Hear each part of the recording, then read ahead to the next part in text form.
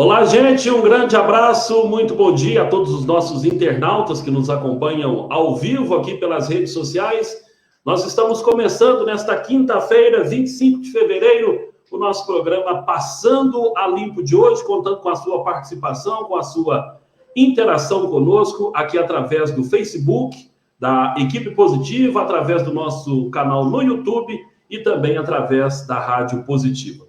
Conforme vocês estão vendo aqui ao meu lado direito, nós estamos tendo a satisfação e um prazer enorme de conversar. Nós vamos ter essa satisfação de contar com a participação hoje da doutora Luana Araújo, ela que é infectologista e epidemiologista, consultora em saúde pública para organizações internacionais, e a gente vai falar com ela a respeito da volta às aulas. Em 3 pontos, em várias cidades do sul de Minas e do Brasil, esse retorno às aulas presenciais, ele está acontecendo, e a gente vai falar com a doutora Luana em instantes. Antes, a gente agradece aqui os nossos patrocinadores do programa Passando a Limpo: Drogaria Americana, Sorveteria na Casquinha, Gastroproct Medicina Especializada, Dr. Giovanni Barros Pereira, Retifica Nissi, Cerveja Três Pontas, Casa Lima Materiais de Construção, Organização de Luto Cônigo Vitor, Sempre Futuro Certificados Digitais, 3265-7400,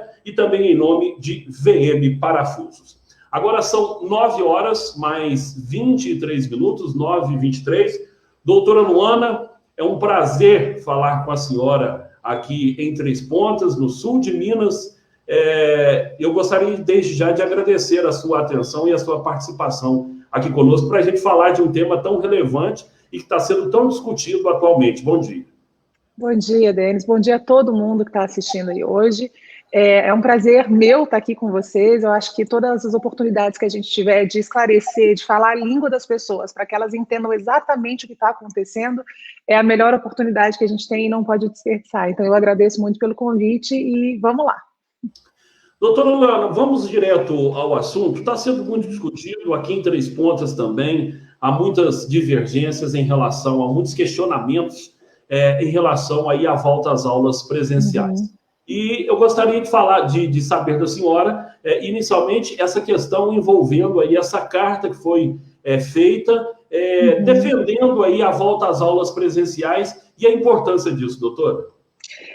A carta foi feita com a intenção de explicar para as pessoas como é que a ciência tem visto o que está acontecendo com a questão das aulas presenciais e como está acontecendo ao redor do mundo, como é que outros países conseguiram resolver isso, né, na sociedade deles. Então, o que a gente vê hoje, em linhas gerais, e aí depois, se houver perguntas, a gente pode responder diretamente, mas em linhas gerais o que a gente vê é o seguinte: as crianças, principalmente as crianças pequenas, de 0 a 6 anos, elas transmitem muito pouco, elas pegam muito pouco Covid, elas transmitem muito pouco Covid entre elas mesmas e também entre elas e os adultos. Cerca de 1000 vezes menos do que os adultos fazem. Então, no resto do mundo inteiro, o que aconteceu? As escolas que são consideradas serviço essencial, elas foram as últimas a fecharem e as primeiras a reabrirem assim que foi possível. Hoje, com o avanço da ciência, a gente sabe que existem parâmetros muito claros de quando as escolas podem estar abertas. E, neste momento, muitos lugares do Brasil são capazes de cumprir com esses parâmetros. O que a gente defende não é uma abertura completamente sem critério e só por abrir. O que a gente defende é que essa reabertura aconteça de forma escalonada, como a gente diz, quer dizer, começando das crianças pequenas, deu tudo certo, a gente vai abrindo para as outras. Facultativa, quer dizer, se o pai não quiser levar, ele não leva, mas ele precisa existir a oportunidade presencial dessa criança estar por lá. E que as pessoas que estão envolvidas, funcionários, professores, não só sejam apoiados nessa volta às aulas, como também para eles esse retorno seja bastante seguro. Quer dizer, quem tem fator de risco, quem tem mais idade, ou quem tem obesidade, ou hipertensão, enfim, os fatores de risco relacionados à Covid também não voltem nesse momento. A gente tem condição de fazer isso e o retorno às aulas vai muito além do ganho pedagógico. Existem muitas coisas acontecendo, principalmente no Brasil, quando essas crianças não conseguem ter acesso às aulas. Ô, doutora, eu anotei uma frase que a senhora disse aqui em relação à taxa de transmissão entre as crianças, principalmente as crianças menores, ela é bem menor, então, de que as outras pessoas, digamos assim, mais velhas? Sim, muito menor. O que a gente sabe é que até próximo dos 14 anos, a taxa de transmissão é bem baixa. Depois dos 14 anos, conforme vai aumentando a idade desse jovem, ele vai se aproximando da taxa de transmissão do adulto. Mas nas crianças pequenas, principalmente nessas crianças de 0 a 6 anos, existem outras doenças que são mais perigosas do que a Covid. Às vezes a própria gripe é mais perigosa do que a Covid. Então justifica a gente fechar as escolas e deixar essas crianças à mercê de cuidados por pessoas desconhecidas, né? A gente está vendo, por exemplo, que no Brasil como um todo, a gente tem dados muito claros de São Paulo, estamos coletando os dados aqui de Minas Gerais, em que a gente vê que o pedido de abortamento legal secundário à violência sexual contra crianças e adolescentes aumentou enormemente nesse último ano de pandemia, porque os pais estão trabalhando. Os pais voltaram a trabalhar, os setores da economia, outros voltaram a funcionar. Então, esses pais voltam ao trabalho e as crianças ficam com quem? Ou elas ficam sozinhas em casa, ou elas ficam com os vizinhos, ou com algum outro familiar. E aí a gente está vendo que, infelizmente, esses índices de violência física, violência psicológica, violência sexual, todos eles aumentaram. Então, o que a gente defende essa perda pedagógica das crianças que não só deixaram de aprender, como, por exemplo, crianças que tinham sido alfabetizadas não sabem mais ler, crianças que já tinham controlado, né, o esfíncter, como a gente fala, quer dizer, já conseguiam fazer xixi e cocô sozinhas, agora tiveram que voltar para a fralda, crianças sendo diagnosticadas com autismo quando elas não têm, simplesmente por falta de estímulo dessas crianças. Então, o impacto de não ter aula presencial é muito maior do que só a questão de ter aula de fato ou não. E é por isso que a gente defende isso com segurança, baseado nos dados da ciência. Doutora, e reforçando aquilo que a senhora disse agora há pouco aí, as crianças de risco, então, essas crianças que pertencem ao grupo de risco, que têm doenças pré-estabelecidas, elas não devem voltar, então, para a sala de aula, a recomendação nesse momento. Isso, não deve. Então, por exemplo, aquele quadro muito grave que algumas pessoas têm recebido, inclusive mensagens de WhatsApp falando sobre isso, que se chama um quadro inflamatório multissistêmico, quer dizer, a criança fica toda muito inflamada. O adulto também faz isso, mas isso acontece com as crianças e preocupa. A gente só viu isso acontecer no Brasil em casos muito específicos. A gente tem um número de casos graves muitíssimo baixo. Em outros países, quando as crianças voltaram às aulas, esse quadro não aumentou. Ele aumentou conforme as pessoas na população perdiam o critério de convívio. Então, assim, quem tem que proteger as crianças são os adultos que entram em contato com elas. Né? Precisam sim manter o distanciamento, precisam fazer o uso da máscara, precisam fazer o uso do álcool, porque são eles que passam para elas. Ainda assim, quando essas crianças vão para a escola, de acordo com esses protocolos, essas crianças estão mais protegidas do que elas estão na rua, entende? Agora, se a criança tem, por exemplo, síndrome de Down, que é um quadro que predispõe essa criança a infecções mais graves, ela não deve voltar nesse momento.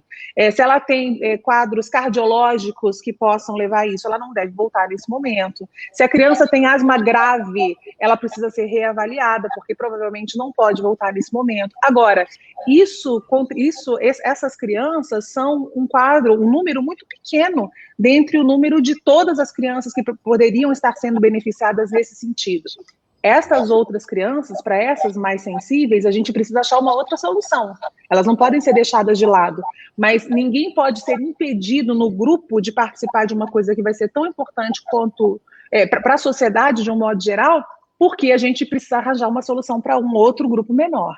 Então, né, tudo com calma, com tranquilidade, com explicação, com parceria com pais, professores, escolas, a gente consegue beneficiar todo mundo. Doutora Luana, especificamente o caso aqui da nossa cidade, a cidade de Três Pontas, esse retorno está sendo anunciado agora para 1º de março, no sistema híbrido, ou seja, a metade dos estudantes vão para a escola numa semana e a outra metade vai na outra semana, e aí a semana em que aqueles estudantes estão em casa, eles vão estudar a mesma coisa daqueles que estão na sala de aula presencialmente. O que a senhora pensa em relação a isso? Pois é, essa é uma medida de você diminuir o número de alunos por sala. Essa é uma das coisas que a gente é uma das coisas que a gente também compreende que é importante nesse momento. Então, por exemplo, ao invés de você ter 50 alunos na sala, você tem 25 alunos na sala, você consegue espaçar esses alunos mais, você consegue fazer isso dessa forma. Então, você precisa ter uma sala ventilada, você precisa ter janelas abertas, você precisa esclarecer. Uma coisa muitíssimo importante é que a gente não tem que fazer terror com as crianças, não tem que fazer terror com relação à doença, você tem que ensinar a criança a produzir saúde, a se proteger. Então, todo mundo que trabalha com criança sabe que se você ensinar a ela como que ela lava a mão direito, ela vai encher o saco da família inteira, querendo ensinar para a família inteira como que ela aprendeu que lava a mão.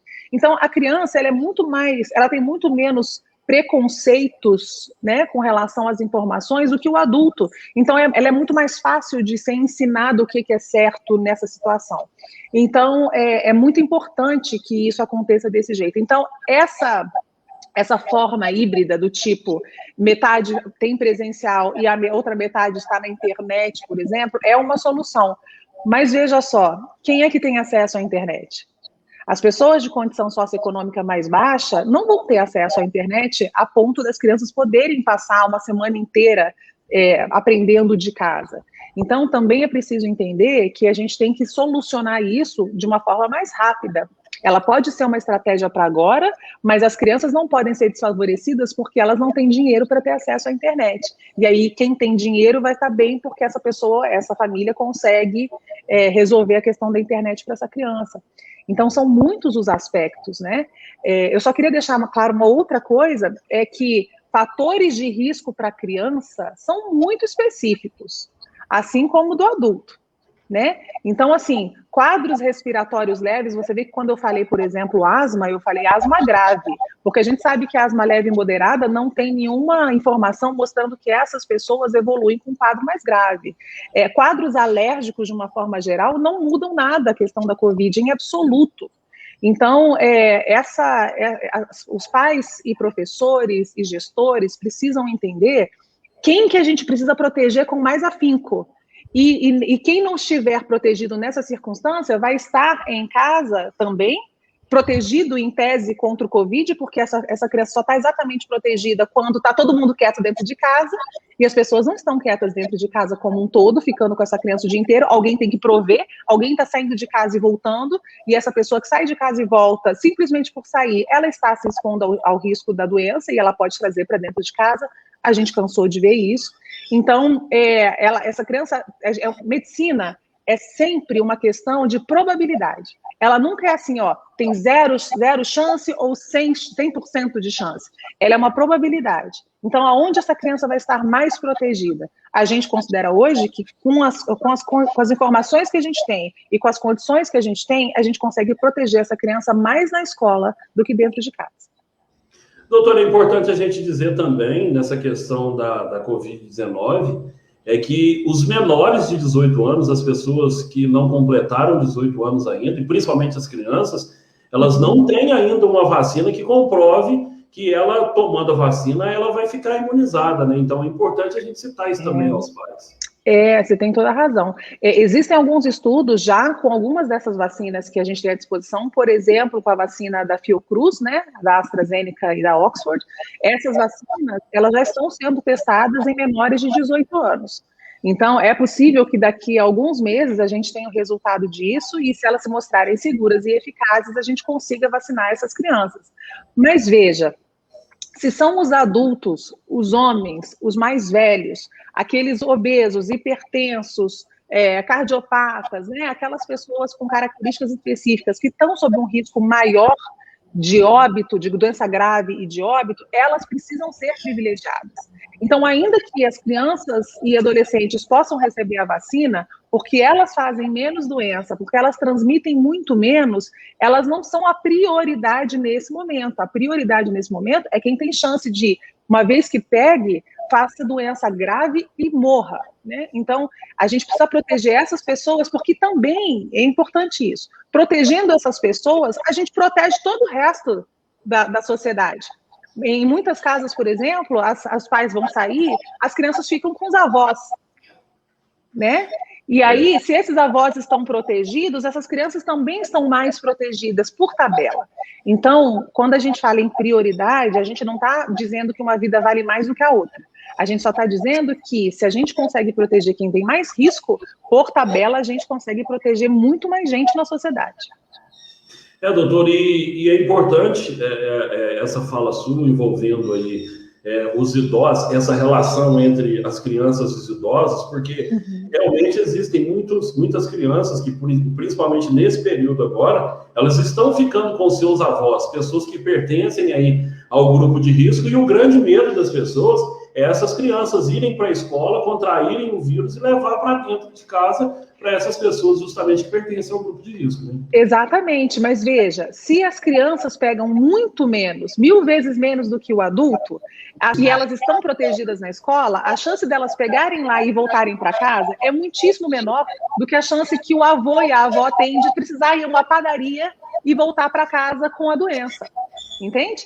Então, de novo, é uma questão de probabilidade. Se a criança pega menos e faz menos, se ela está na escola, está mais protegida, e aí ela também protege esse adulto, esse avô, que não precisa ficar saindo de casa para cuidar dessa criança de uma forma diferente. Então, é uma cadeia de benefício. A gente beneficia um grupo que beneficia o outro, e assim a gente vai levantando todo mundo.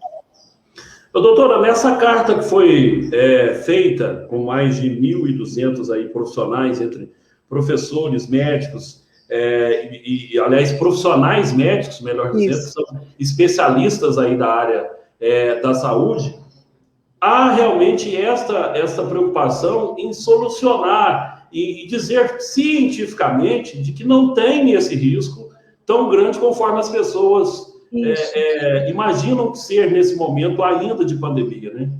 Exato. Não é uma carta, de novo, para forçar as pessoas a fazerem nada.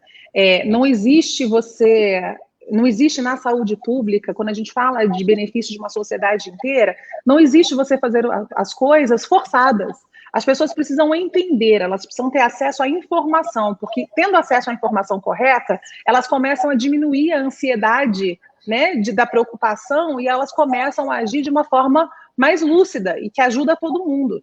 Então, a carta tenta fazer isso, tenta mostrar que todas as evidências hoje mostram que essas crianças têm menor chance tanto de pegar quanto de transmitir, que o malefício delas estarem fora da escola é muito maior do que o benefício delas não estarem expostas à doença de uma forma geral. Elas têm sofrido muitos outros problemas, tanto pedagógicos, quanto psicológicos, quanto psiquiátricos. Nossos colegas, principalmente os psiquiatras infantis, têm recebido pacientes com tentativa de suicídio, pacientes jovens, né, crianças com transtornos de ansiedade, crianças deprimidas, crianças que infelizmente levaram essa tentativa de suicídio às vias de fato. Então, não tem cabimento a gente tentar proteger. A gente precisa proteger essas crianças do Covid, ninguém está abrindo mão disso, mas a gente sabe que a gente consegue fazer isso na escola de forma que todo o resto seja aliviado sobre essa criança. A preocupação que pais e professores e médicos têm, ela é válida e ela precisa estar ali, só que a gente precisa entender que os malefícios dessa nossa preocupação excessiva estão causando traumas nessas crianças que provavelmente não serão superados, pelo menos num espaço curto de tempo. Então, o que a gente quer para essas crianças? A gente quer que elas estejam na melhor situação possível. Qual é ela? É isso que a gente está tentando fazer a sociedade pensar um pouco melhor e entender que a escola pode sim ser uma solução se ela acompanhar esses protocolos que precisam ser feitos. Doutora, a gente está falando disso, está falando de pandemia, a gente está falando de fique em casa, não faça festa, não faça aglomeração, não visite os familiares aí para você não levar a doença. Você pode ser assintomático e levar essa doença, principalmente para essas pessoas do grupo de risco. Você já vai fazer um ano, doutor, o povo não aguenta mais realmente ficar em casa, né? Ninguém aguenta, mas ninguém aguenta. E se as pessoas, de modo geral, não aguentam, você imagina os infectologistas, a gente não aguenta mais. Mas é preciso, as pessoas precisam entender o seguinte, é uma coisa muito clara e talvez isso nunca tenha sido falado de forma que todo mundo entenda, né, com palavras que todo mundo entenda. O vírus, ele não consegue pular de uma pessoa para outra.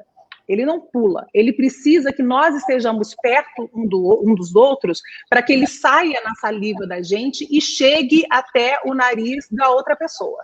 É assim que funciona. Então, quando a gente fala que se você ficar em casa, se você reduzir o número de contatos que você tem ao longo do seu dia, você tem menos chance tanto de pegar quanto de passar essa doença. E é por isso que a gente usa máscara, porque a máscara é uma proteção mecânica para evitar que esse vírus passe e chegue no nariz da outra pessoa. Se a outra pessoa estiver de máscara, esse risco é menor ainda. Se a gente lavar a mão, a gente tem menos risco de pegar essas gotículas e jogar no olho, porque o vírus também entra pelos olhos. E se a gente faz isso, a gente vai reduzindo a chance do vírus circular, menos pessoas ficam doentes, mais rápido e mais fácil a gente volta às atividades normais, que é o que a gente tanto quer. Só que quando as pessoas não obedecem isso, quando as pessoas fazem festa porque é assim mesmo, quando a gente vê, por exemplo, no carnaval, tanta gente fazendo festa e levando plaquinha de não tô nem aí, me entuba se eu ficar doente, dá uma tristeza enorme de você ver que as pessoas, numa grande ignorância, numa grande falta de informação, não conseguem fazer aquilo que é melhor para elas e para as outras pessoas. Então, só um detalhe, por exemplo, os casos que a gente viu no Brasil, nas cidades em que voltaram às aulas, e que houve casos entre os professores, eles não pegaram na escola. Eles se encontraram antes, eles participaram de um churrasco de não sei aonde, e aí quando voltaram, como são adultos, transmitem com mais facilidade e fizeram essas coisas. Então, se a gente não tiver a parceria dos adultos, tanto dentro da escola quanto fora dela, a gente vai ficar nessa situação que a gente está hoje por mais 1, 2 anos. Então, não adianta botar as fichas todas na vacina, a vacina precisa estar aplicada na família, no país inteiro, para que ela comece a funcionar, precisa ser nas 2 doses, precisa ter um tempo depois da segunda dose, e enquanto isso não acontece, a gente precisa continuar aderindo a essas medidas. Do contrário, a gente corre o risco de fazer nascer outras variantes, que são esses vírus que estão sendo mais transmissíveis, e essas criaturas podem colocar, inclusive, todo o processo de vacinação a perder. Então, isso é muito, muito complicado. Doutora, eu tenho aqui algumas perguntas. Eu sei que a senhora já está com o seu tempo, o seu tempo esgotado, mas eu gostaria de fazer algumas perguntas de internautas que estão nos acompanhando agora. A Vanderleia Cunha está dizendo que o neto dela é alérgico. Ela deve mandar essa criança para a escola? Ela pode mandar? Olá, Vanderleia, bom dia. Depende da alergia do seu neto, né? A gente sabe que alergias respiratórias leves, elas não são razão para não mandar. Como não são razão para não mandar em outros momentos, né? Porque existem outros vírus circulando na escola do seu filho que não são Covid, que são tão problemáticos para ele, digamos assim, quanto ou mais até do que a Covid. Então, precisa saber qual é a alergia, consulta com o pediatra. Se for uma coisa leve, se for de pele ou se for respiratório leve, não tem razão para não mandar. Não está sob um risco maior. A doutora Tata Alves está dizendo que a filha dela tem rinite e sinusite. Ela pode mandar para a escola? Bom dia, Tata. Olha, rinite e sinusite não são razão para não mandar para a escola. Eu tenho certeza que antes da Covid você continuava mandando sua criança para a escola com a preocupação e a informação dos professores de que, olha, minha filha tem rinite e sinusite, precisa tomar conta disso e daquilo. É exatamente a mesma coisa, não muda nada. Ou seja, doutora, essa preocupação ela já é uma preocupação constante, não é a questão da Covid que vai aumentar aí e principalmente dizer para não mandar para a escola, é isso? Não para essas crianças, entende? Não para essas crianças. Agora, se a gente falar de novo de uma criança com um problema genético, como a síndrome de Down, ou se você falar de uma criança com diabetes, né? Diabetes tipo 1 principalmente, ou diabetes tipo 2, quando essas crianças são um pouquinho mais. Então, essas crianças, pela diabetes, a gente sabe que elas têm um risco mais aumentado. Então, se puder não mandar nesse primeiro momento, não manda. É simples, a gente não está forçando ninguém a fazer nada, mas instruindo pais e professores a trabalhar em conjunto. A gente quer trabalhar em parceria, não quer mandar ninguém fazer nada, não. Doutora Tamires Vieira, a filha dela é diabética. Olha aí. Então, Tamires, bom dia. Se a sua filha é diabética, eu faria diferente. Neste primeiro momento, eu não mandaria, tá? Espera mais um pouquinho, porque neste caso, a diabetes, ela é um fator de risco, e aí a gente considera que esse benefício de voltar à escola não é tão grande, então segura ela mais um pouquinho em casa.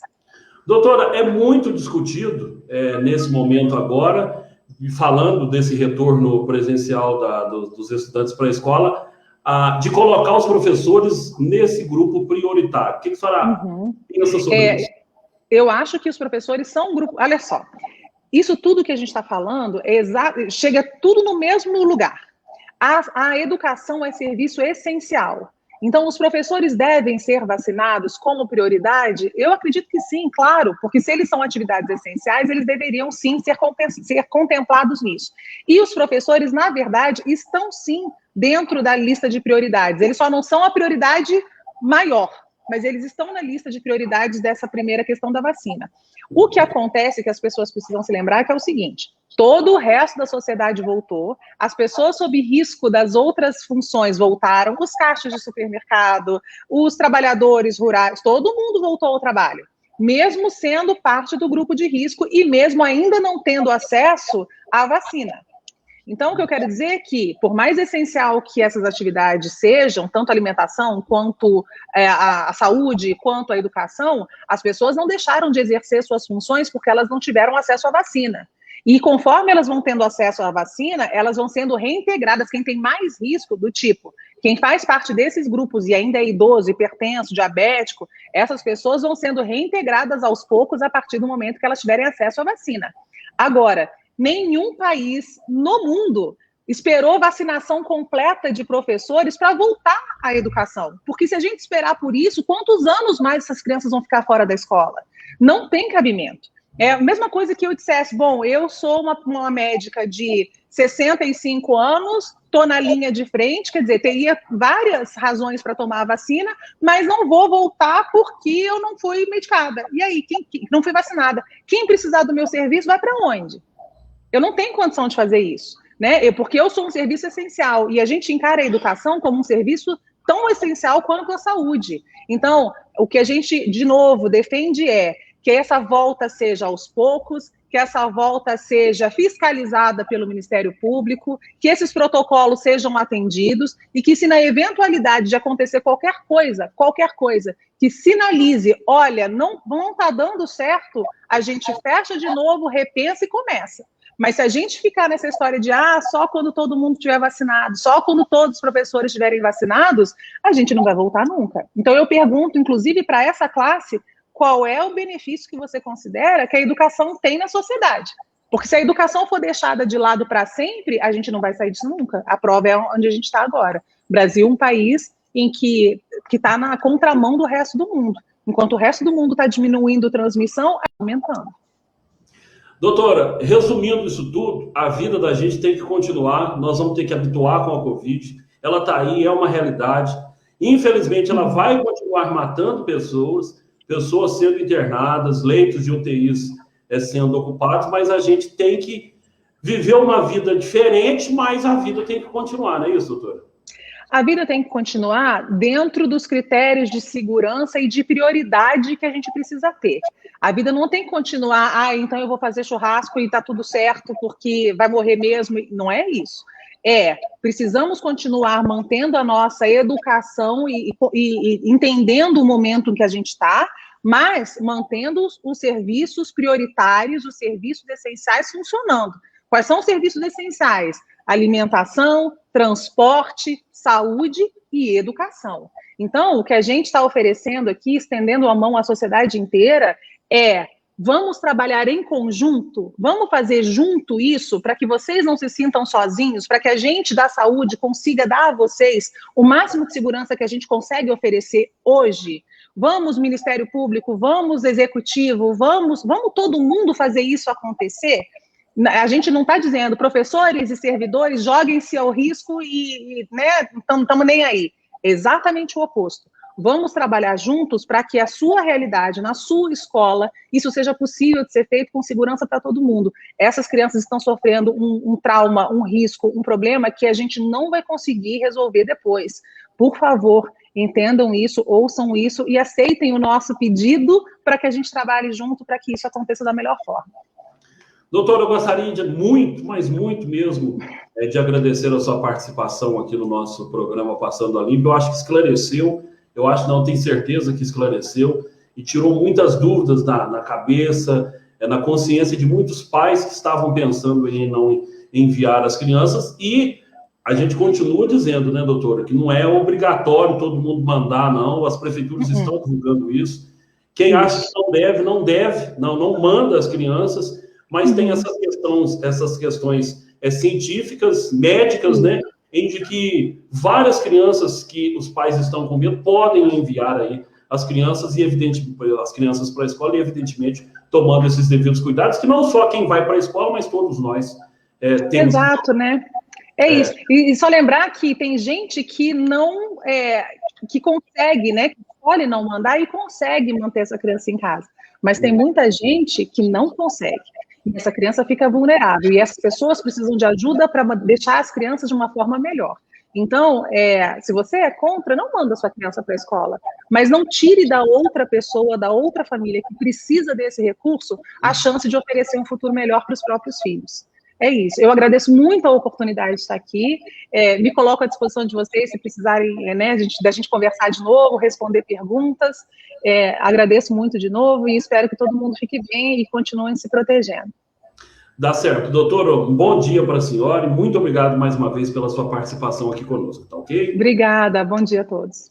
Bom dia. Aí nós conversamos no programa Passando a Limpo de hoje com a doutora Luana Araújo. Ela é infectologista e epidemiologista e ela é consultora em saúde pública para organizações internacionais. Nós agradecemos mais uma vez e esperamos que essas dúvidas tenham sido sanadas aqui de várias pessoas que estão questionando, inclusive de vários professores. Há um manifesto, por exemplo, contrário da Escola Municipal José Vieira de Mendonça, contrário aí a esse retorno. Existem algumas prefeituras que estavam com essa volta às aulas marcado para o dia 1º de março, postergaram para o mês de abril. Exemplo, aqui a prefeitura da cidade de Varginha, que postergou aí, adiou para mais um mês essa presença desses estudantes na sala de aula. Então, fica aqui, e a gente está aqui para prestar esse serviço, assim como é o papel da imprensa, e informar e esclarecer essas dúvidas que são pertinentes aqui das pessoas em relação à Covid-19, em relação aí a esta volta às aulas. Esperamos ter esclarecido a todos vocês. Gente, nós estamos encerrando aqui o nosso programa Passando a Limpo, em nome de Drogaria Americana, Sorveteria na Casquinha, Gastroproc de Medicina Especializada, Dr. Giovanni Barros Pereira, Retífica Nissi, Retífica de Motores, Cerveja Três Pontas, da Cervejaria Três Pontana, Casa Lima Materiais de Construção, lá não tem promoção, tem preço baixo de verdade, Organização de Luto Cônigo Vitor, Sempre Futuro Certificados Digitais, parceira Serasa, telefone 3265-7400, VM Parafusos e também carnê Viva Mais Saúde, o carnê de contribuição da Santa Casa de Misericórdia do Hospital São Francisco de Assis.